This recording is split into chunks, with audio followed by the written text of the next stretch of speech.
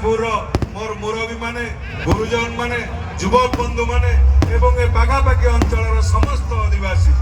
ए पश्चिमा सबु सोमनाथ यात्रा एमानंकर आयोजन रे बहुत वर्ष हेलाणी चली आसी एवं आपण माने देखुचंती लक्ष लक्ष संख्या भक्त एकजुट होती किभली भाव में पश्चिमा सबु सोमनाथ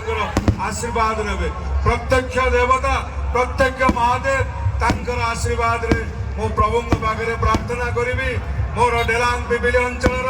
प्रत्येक आदिवासी को सुख रे रखंतु शांति रे रखंतु निरोगी रखंतु एवं ए अंचल विकास पथ रे आगे जाऊ एवं आज दिन में आम समस्त दायित्व रही ये आमर संस्कृति कला ताको किभली भाव में ए प्रभुंकर जो जानी यात्रा ए जो जवान यात्रा याको किभली भाव में आहरी भव्य करा